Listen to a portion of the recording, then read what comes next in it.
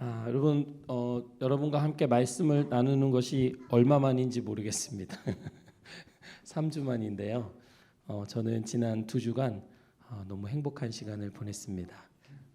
또 다른 분들의 말씀을 들으면서 또 제가 생각하지 못했던, 또 그동안 잘 알지 못했던 그런 부분들에 대해서 많이 생각하게 됐습니다.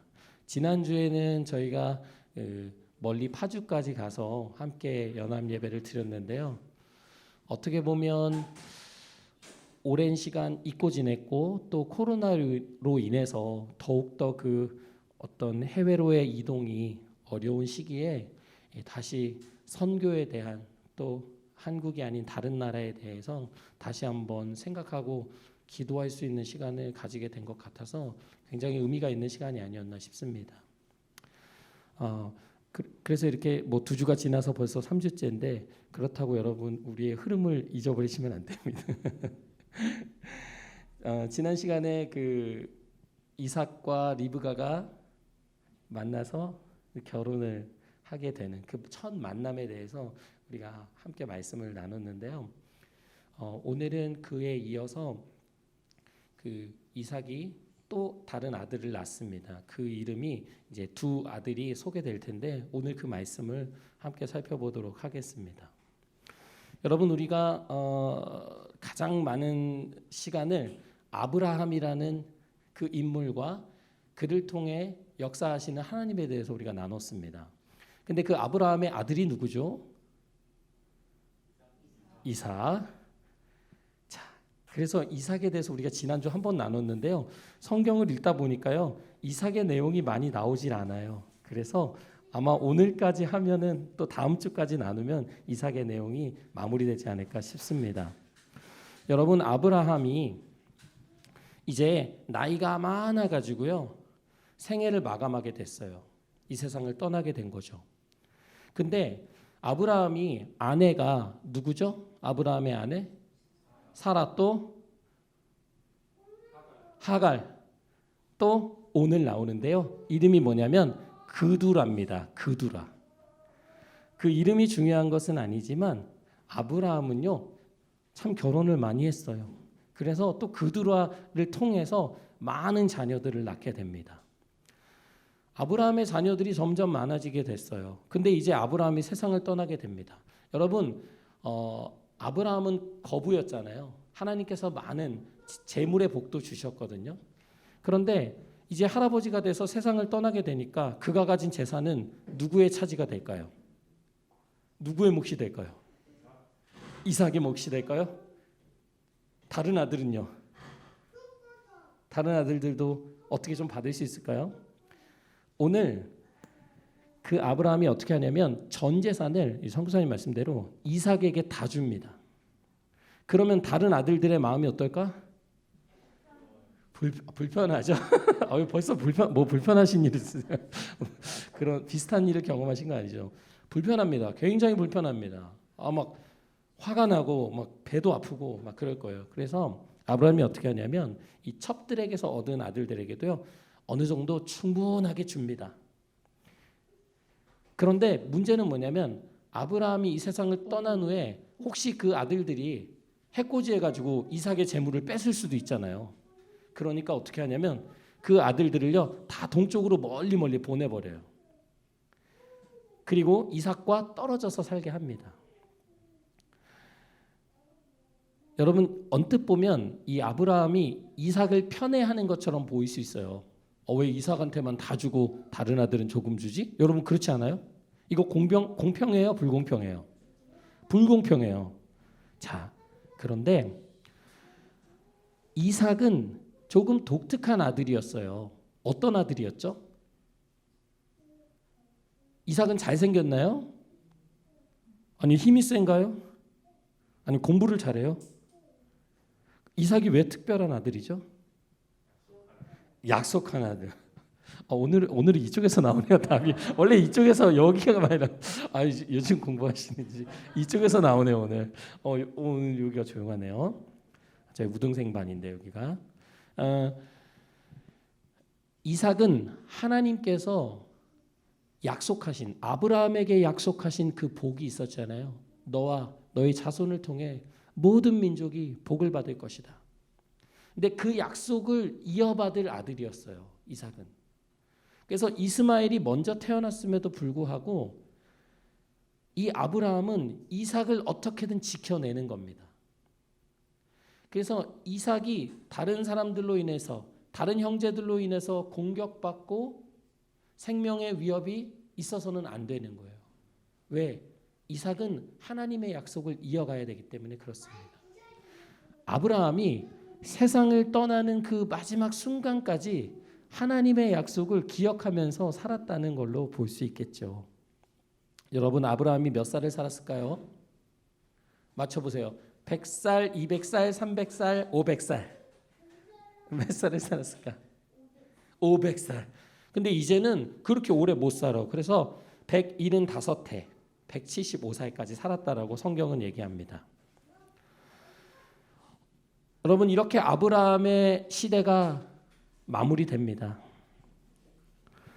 그 많은 하나님의 약속을 받았고 하나님의 음성을 들었고 하나님의 인도하심 속에서 많은 기적을 체험했던 그 아브라함이 이제 세상을 떠나가는 거예요. 여러분, 그렇지만 중요한 것은 하나님께서 아브라함에게 약속하신 복은 여전히 남아 있다는 거예요. 그게 오늘 누구를 통해서 이어진다? 이삭을 통해서 이어진다. 그래서 오늘 이 창세기를 기록한 저자는 11절에서 아브라함이 죽은 뒤에 하나님은 아브라함의 아들 이삭에게 복을 주셨다라고 이야기하고 있는 겁니다. 여러분, 이삭의 형이 이스마엘이잖아요. 근데 오늘 이 25장은 이스마엘의 죽음에 대해서도 이야기해요. 그래서 이스마엘이 137살을 살고 세상을 떠났다라고 기록하고 있습니다. 여러분, 아브라함도 죽고 그의 형 이스마엘도 죽고 이제 이삭이 그 하나님께서 아버지를 통해서 약속하신 그 복을 이어나가야 하는 그런 삶의 막중한 책임을 가지고 그 다음 세대를 낳고 새로 키워나가는 그런 새로운 시작의 이야기가 오늘 25장에 기록되어 있습니다.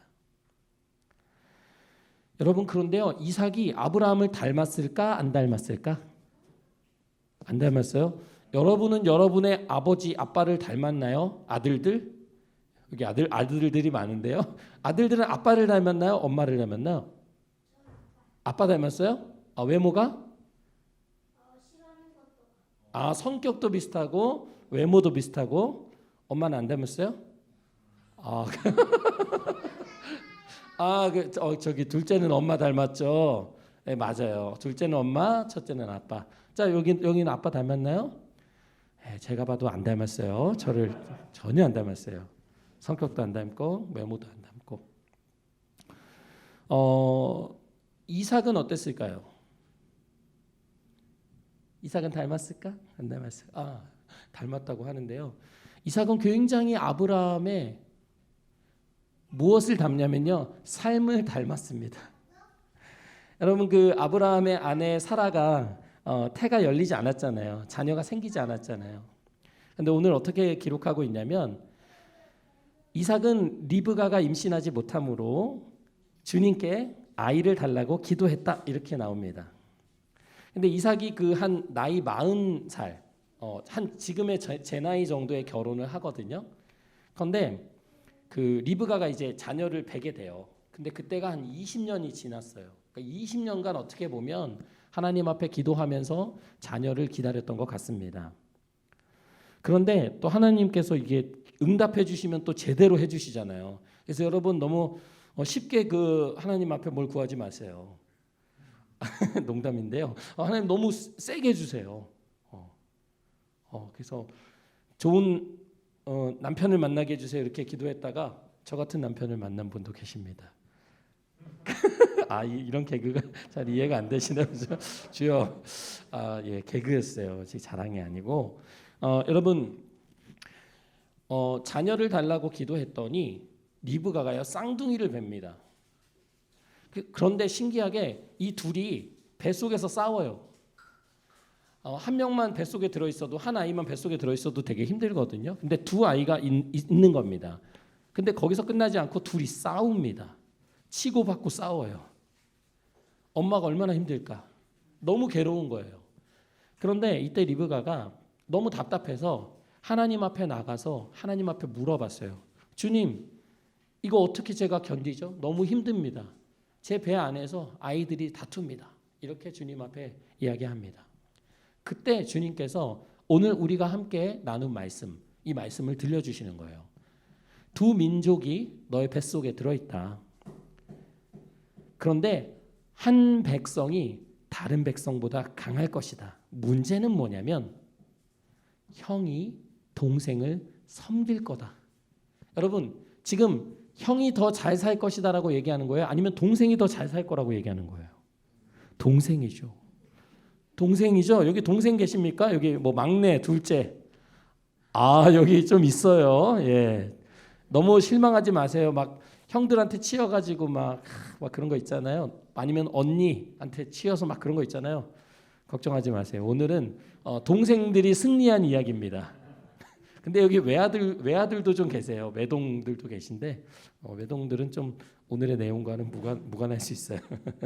자, 그래서 자녀를 낳는데요. 신기하게 이 둘이 닮지 않았어요. 이런 걸 무슨 쌍둥이라고 하죠? 그렇죠. 닮지 않았습니다.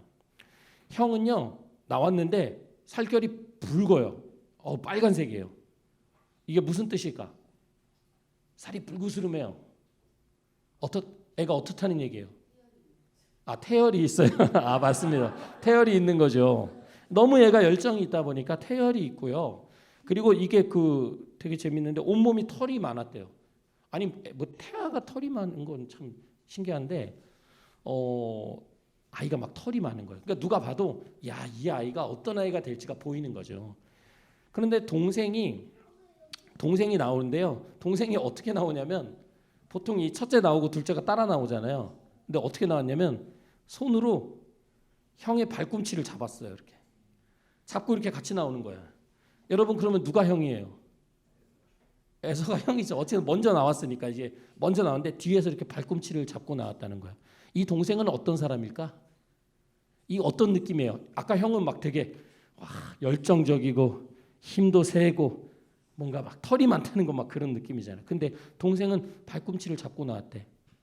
이런 걸 우리가 전문 용어로 뭐라고 하죠? 한국에서 전문 용어로 뭐라고 하죠? 이렇게 다른 사람 가는데 이제 뒤에 발꿈치만 싹 이렇게 잡는 거. 여러 가지 표현이 있는데요. 어떤 거요? 일본어로 겐세이. 갑자기 일본어를 지난주에 일본 선교사님 말씀을 들어서 겐세이.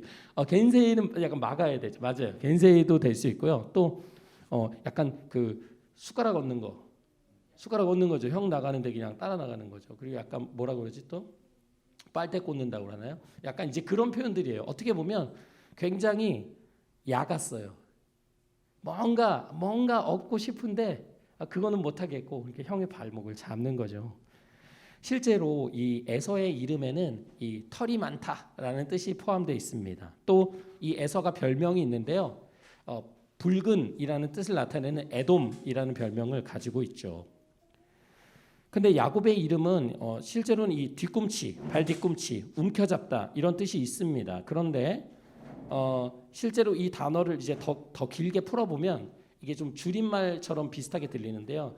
이제 길게 풀어보면 하나님이 보호하신다, 하나님이 보답하신다라는 뜻으로도 이해할 수 있습니다. 여러분 그런데 우리가 지금까지 쭉 봐왔을 때 성경, 특히 구약 성경에서 이름은 무엇을 의미하죠? 이름은 그 사람의 인생을 얘기해요. 그 사람의 인생을 이야기하는데 오늘 이 에서와 야곱이 태어난 장면을 통해서 이 에서의 거친 아주 남자다운 삶과 이 야곱의 아주 야가 빠지고 욕심 많은 모습이 이미 그의 이름 속에 또 그의 출생의 이야기 속에 담겨 있다고 생각합니다.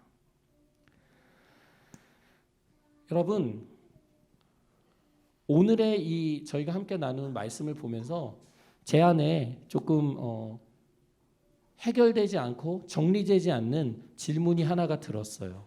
그것은 뭐냐면 분명 하나님은 아이가 태어나기도 전에 한 백성이 다른 백성을 섬길 것이다. 형이 동생을 섬길 것이다라고 어떻게 보면 굉장히 운명적인 말씀을 전해줍니다. 자, 여러분에게 질문하고 싶어요. 여러분, 우리의 삶의 운명은 정해지는 것일까요? 아니면 내가 만들어가는 것일까요?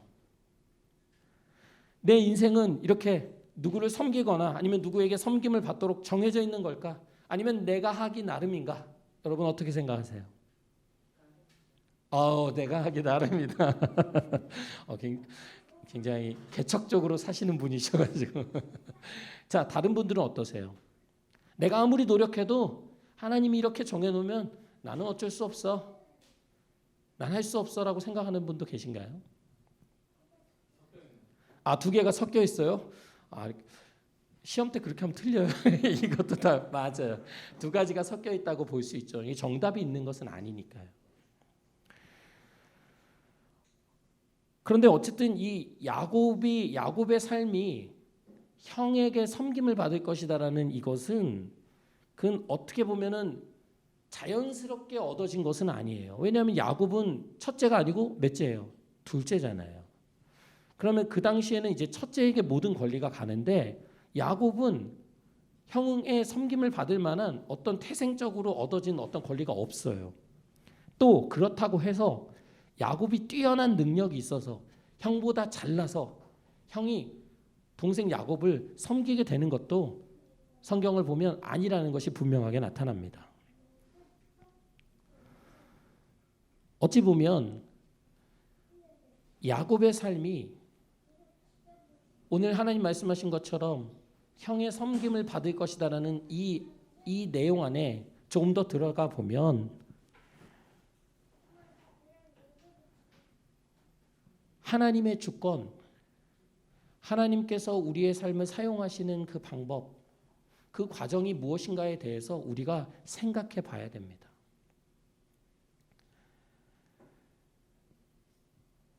하나님은 우리의 삶에 대해서 큰 계획을 가지고 계시죠. 근데 그것이 마치 오늘의 이 야곱과 에서의 이야기처럼 너는 이렇게 될 거고 너는 잘 될 거고 너는 잘 되지 않을 거야. 자칫하면 우리가 그렇게 오해할 수 있지만 그렇지 않습니다.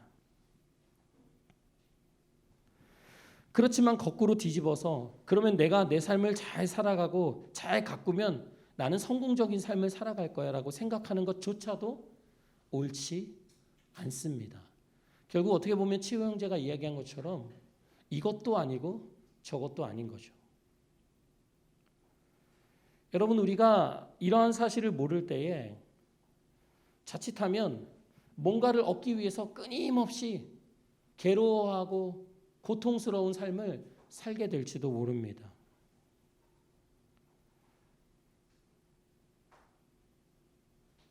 다시 말씀드리면 야곱은 태생적으로 권리도 없었고요. 그리고 그의 능력으로 자기 삶을 이뤄내는 것도 자세히 보면 아니라고 말씀을 드렸어요. 여러분 우리 또한 마찬가지입니다. 우리가 태어난 우리를 둘러싸고 있는 실제 환경이 아니면 나에게 주어진 기회를 내가 잘 활용하는 것이 그것이 나의 삶을 크게 바꿀 것이고 성공적인 삶을 이룰 것이다라고 우리가 생각할 수 있지만 그렇지 않다라는 것을 오늘 하나님께서는 리브가에게 분명하게 말씀하고 있는 겁니다. 동생이지만 그가 높임을 받을 것이다. 그렇지만 그 이름이 가지고 있는 의미는 그렇게 멋지지 않잖아요. 발 뒤꿈치를 잡은 자. 결국 야곱의 삶은 야곱이 스스로 잘나서 이루어가는 것도 아니고 또 그의 야가 빠지고 어떻게 보면 옳지 못한 그의 모습 속에서도 하나님께서 그를 통해 일하시겠다는 말씀입니다. 여러분 실제로 에서는 이렇게 막 그 모습대로 자라요. 그래서 나중에 사냥꾼이 되거든요. 그래서 아주 막 짐승들을 잘 잡고요. 그 맛있는 음식 해가지고 부모님께 대접하면 아버지 이삭이 그렇게 좋아했어요. 그런데 조금 여성스럽고 어떻게 보면 좀 교양 있어 보이는 이 야곱은 누가 좋아했을까요? 엄마 리브가가 좋아합니다. 여러분 은근히 좀 이런 경우들 많죠. 좀 이렇게 남성적이고 굉장히 터프하고 거칠고 이런 아들들을 좀 아버지들이 좋아하는 경향이 있어요. 다 그런 거는 아니지만. 그리고 좀 오히려 좀 걱정도 많이 되고 좀 너무 소심하고 이런 자녀에 대해서는 또 엄마들이 그렇게 또 마음을 쓰는 경우들을 덜어봅니다.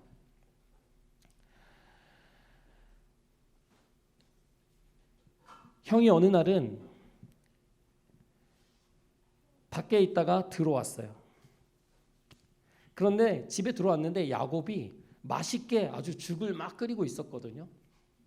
근데 배가 너무 고프잖아요. 그러니까 형이 동생에게 뭐라고 했을까? 배가 너무 고파. 동생이 죽을 끓이고 있네. 뭐라고 했을까? 죽을 줘. 죽을 줘.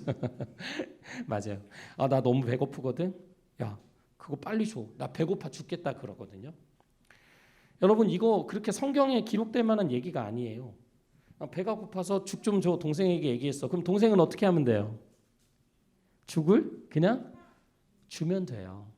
그런데 야곱이 어떤 사람이라고 했죠? 야 같잖아요. 아주. 그러니까 어떻게 하냐면요. 형이 너무 배가 고파 하는 게 보이는 거예요. 그래서 야곱이 이렇게 얘기해요. 형이 지금 첫째잖아.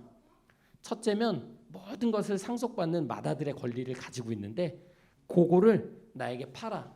내가 죽 줄 테니까 내가 형 할게. 이런 거 있죠. 내가 잠깐 형 할게.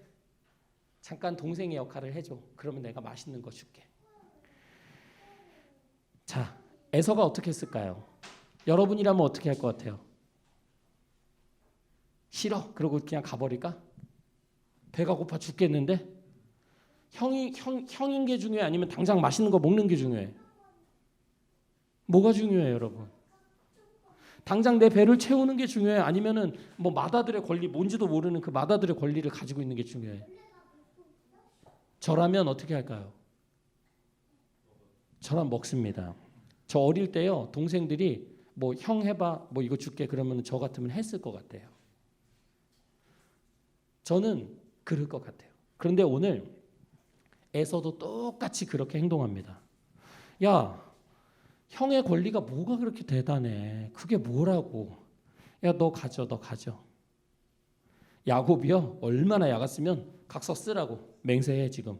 맹세해, 약속해. 반드시 나한테 형의 권리, 맏아들의 권리를 판다고 했어. 그러니까 형이 그래 알아서 해. 팔게. 나 맹세해. 이렇게 맏아들의 권리를 죽 하나에 팔게 됩니다.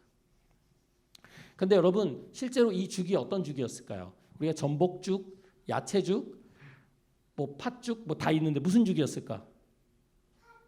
팥죽이에요. 맞아. 팥죽입니다. 어떻게 알았지? 이제 팥죽이 마지막에 팥죽인데요. 우리가 그 팥죽으로만 알고 있지만 오늘 읽는 이 34절의 말씀은 빵과 팥죽 얼마를 줬다. 빵이 서운해요. 맨날 팥죽만 얘기해요. 야곱이 팥죽을 팔았다 이렇게 하는데 빵도 같이 줬어요. 떡으로 볼 수도 있겠죠. 그러니까 결국은 먹을 것을 줬다는 거예요. 한 끼를 준 거죠.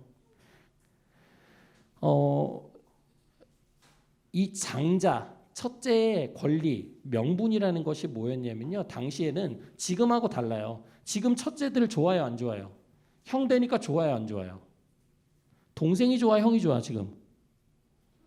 동생이 좋죠. 왜냐하면 형은 양보해야 되고요. 동생하고도 잘 놀아줘야 되고요. 동생 괴롭혀서도 안 되고요.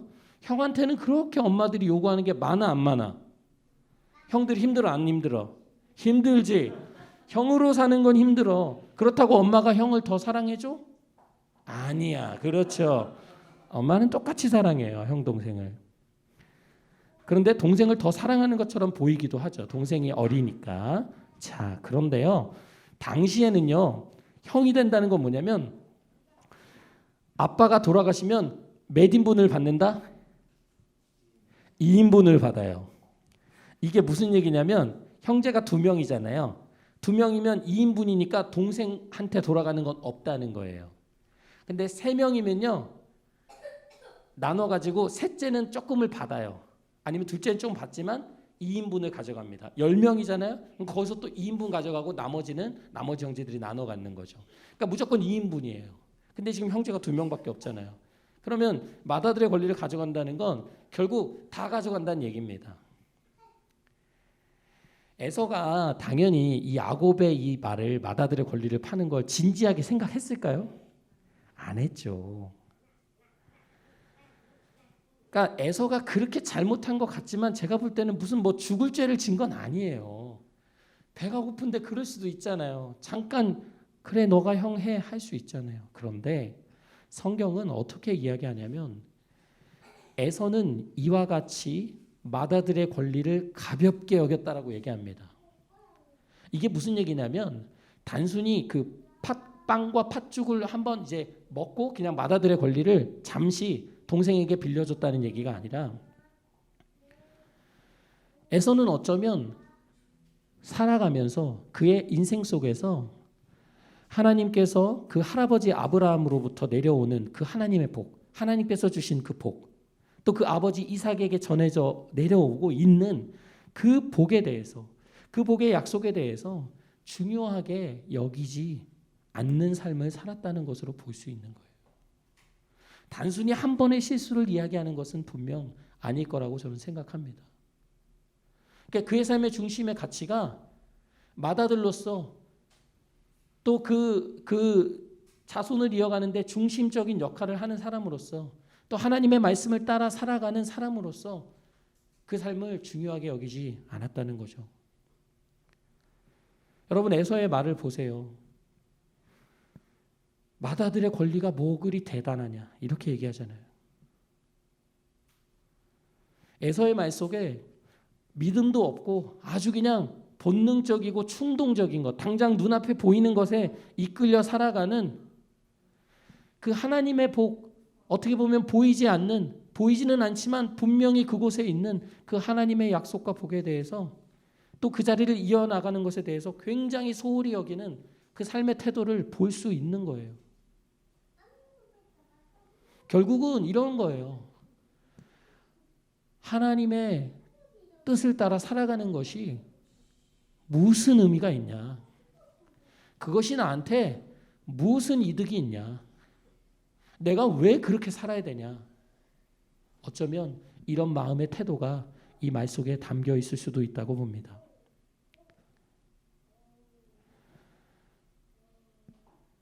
그런데 그렇다고 해서 야곱이 잘한 것은 아니죠. 야곱의 말을 보시면요. 첫째 권리에 대한 그 아주 욕심 있죠. 야망. 그리고 태어날 때 먼저 나오지 못했잖아요. 쌍둥이 막 아쉽게 막 뒤에서 나오니까 그거 아쉬워가지고 어떻게든 막 이거 잡았잖아요. 발뒤꿈치를. 그런 이 동생으로서의 아쉬움, 억울한 마음, 이런 마음이 야곱 안에 늘 있었을 수도 있어요. 내가 1분만 빨리 태어났어도 형인데. 그런데 또 어떻게 보면 하나님께서 그의 할아버지 아브라함에게 어떻게 복을 약속하셨고 또 그의 삶을 어떻게 지켜주셨는지 또 그리고 그의 아버지 이삭을 어떻게 인도하시고 복 주셨는지에 대해서 야곱이 어릴 때부터 보고 들었을 겁니다. 어쩌면 그 마음 안에 그러한 하나님의 복을 이어가는 그 삶을 이어받고 싶은 마음이 있었을 수도 있겠죠. 게다가 리브가가 이 야곱이 태어날 때 하나님께서 주신 말씀을 기억하고 야곱에게 어린 시절부터 이를 알려주었을 가능성도 있습니다.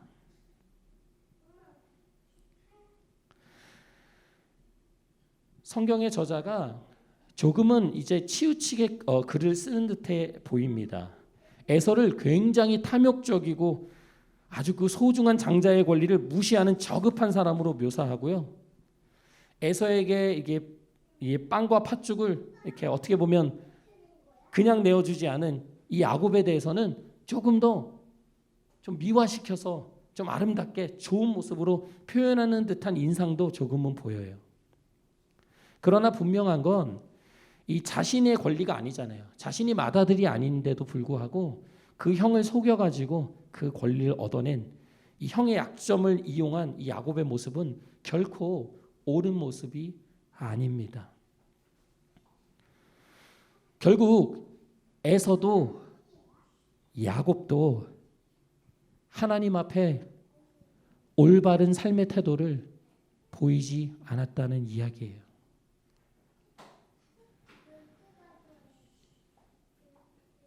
여러분, 이것이 결국 이 형제 간에 엄청난 불화와 갈등을 만들어냅니다. 어느 정도의 갈등으로 퍼지냐면요. 여러분, 가인과 아벨의 이야기 기억나시죠?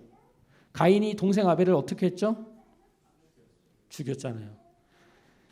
이 형 에서도요, 야곱을 죽이고 싶었어요. 그래서 야곱이 도망갑니다. 결국 이 팥죽, 또 떡과 팥죽으로 인해서 맏아들의 권리를 사들인 이 사건 하나로 인해서 이 가정이 거의 완전히 파탄되게 됩니다.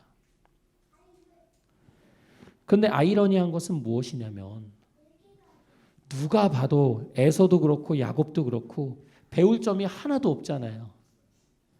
할아버지 아브라함하고는 좀 달라요. 이삭하고도 좀 달라요. 이 둘의 모습을 제가 읽다가 이 둘에서 배울 게 뭐가 있지? 배울 점이 없어요. 그런데도 오늘의 25장에서 우리가 함께 읽은 그 말씀, 하나님께서 앞날을 두고 말씀하시는 것, 형이 동생을 섬길 것이다. 한 백성이 다른 백성보다 강할 것이다. 라는 이 말씀은 단순히 동생이 더 부자가 되고 잘 먹고 잘 살 것이다라는 것을 이야기하는 것이 아니라 아브라함으로부터 하나님께서 약속하신 그 복을 결국 그 동생의 대가 이어갈 것이라는 엄청난 약속의 말씀입니다. 그러니까 어찌 보면 우리의 그냥 세상적인 기준으로 봐서 야곱이 더 잘 살게 되나 보다. 더 강한 나라가 되나 보다. 그래서 형이 야곱을 다 섬기고 아주 형은 어렵게 사나 보다. 그렇게 이해할 것이 아니라 결국 여기서 이야기하는 복이라는 것은 또 섬길 것이라는 말은 더 깊이 들어가면 결국 야곱의 대를 통해서 하나님의 뜻을 이루시겠다는 말씀이 있다고 저는 생각합니다. 여러분, 우리의 모습이 누구와 닮았는지 모르겠어요. 에서의 모습을 닮았을 수도 있고 아주 다혈질이고 아주 조급하고 아주 욕심 많고 아주 막 뭐든지 막 계획하면 이뤄야 되고 굉장히 충동적인 삶을 살아가는 모습이 우리 안에도 있을 수 있습니다. 또 다른 모습으로 야곱처럼 아주 교묘하고 아주 야가 빠져서 어떻게든 자기가 원하는 것을 자신의만의 방법으로 이루어내는 그런 어떻게 보면 비겁하고 야비한 모습들이 우리 안에 있을 수도 있죠. 그런데 중요한 것은 무엇이냐면 하나님은 그 속에서도 하나님의 뜻을 이루어가는 계획을 여전히 가지고 계시다는 겁니다. 우리가 에서와 야곱 누가 더 나은 삶을 살았기 때문에 하나님께 복을 받았지, 하나님이 그를 통해 일하셨지라고 쉽게 단정 지을 수는 없는 것 같습니다.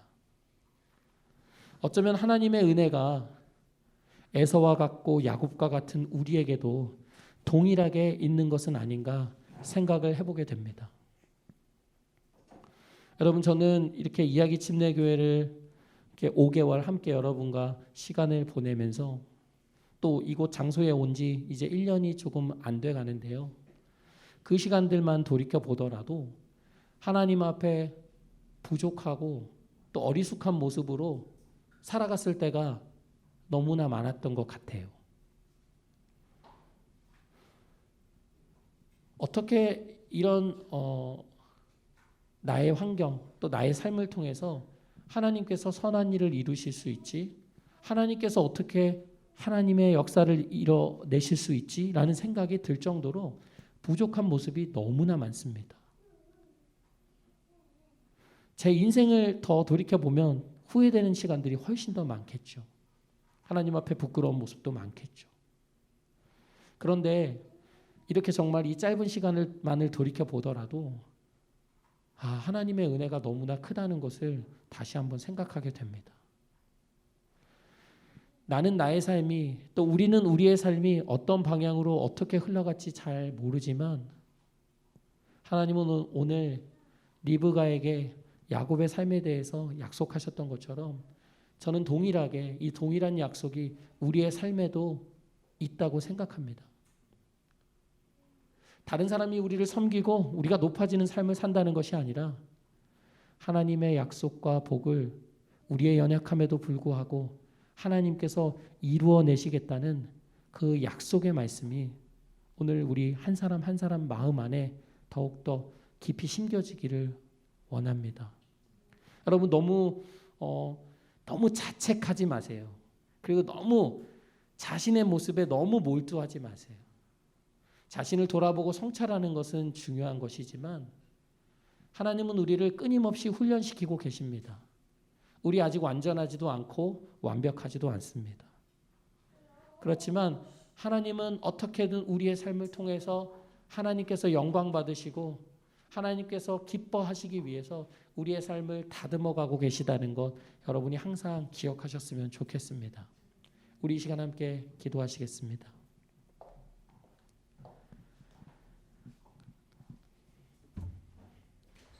이 시간 기도하실 때 오늘 말씀을 통해서 하나님이 주신 어떤 마음과 깨달음이 있다면 그 내용들을 가지고 하나님 나를 다스려 주시옵소서. 내 삶을 주님의 뜻대로 인도하여 달라고 우리 시간 함께 기도하시겠습니다. 하나님 아버지 감사합니다.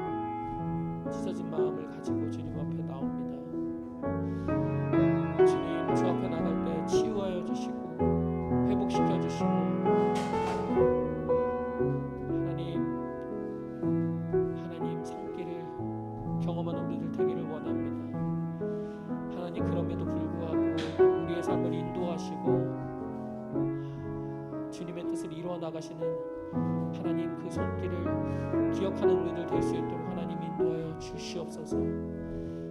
주님 우리가 약하고 연약할 때 하나님 죄된 모습으로 있을 때 하나님 주 앞에 다시 나갈 수 있도록 하나님 용기 주시고 우리의 마음을 인도하여 주시옵소서. 주님 다스려 주시옵소서. 주님 자유케 하여 주시옵소서. 주님 하여 주시옵소서.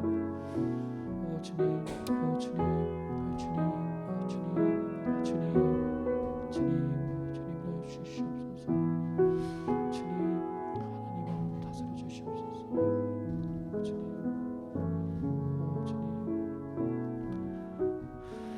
하나님 아버지 감사합니다. 이미 태어날 때부터 하나님 죄를 안고 태어나서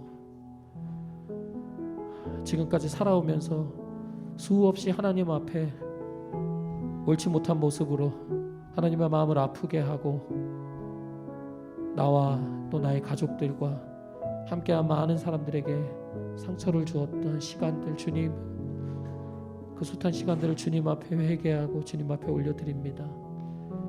하나님 연약함에도 불구하고 또 죄된 모습에도 불구하고 하나님 그 삶을 향하여 하나님의 복을 이어갈 거라고 말씀하신 그 주님, 오늘 우리가 감히 그 주님의 약속과 그 복을 이어나가는 삶을 살고 싶다고 주님 앞에 고백하고 싶습니다. 하나님, 이 시간 함께 예배한 모든 귀한 우리 가족들, 그 삶이 복되게 하여 주시고 정말 다른 사람들을 섬기고 정말 주님의 마음을 전달하는 하나님 그런 삶 살아갈 수 있도록 하나님 우리의 삶을 인도하여 주시옵소서. 하나님, 한 주간 말 못할 고민과 어려움 속에 살아가는 지체들이 있습니다. 하나님, 특별히 그들을 찾아가셔서 그들을 주님의 위로로 그들의 마음을 위로하여 주시고 새 힘 주시옵소서. 하나님, 특별히 코로나로 인해서 인도 너무나 많은 사람들이 코로나로 날마다 사망하고 있습니다. 하나님, 기억하여 주시고 도움의 손길을 보내주셔서 하나님 이들을 구원하여 주시옵소서. 하나님, 우리 다시 다음 주에 만날 때까지 주님 성령으로 지켜주시고 주님과 함께하며 동행하며 살아갈 수 있도록 인도하여 주시옵소서. 감사합니다. 예수님의 이름으로 기도했습니다.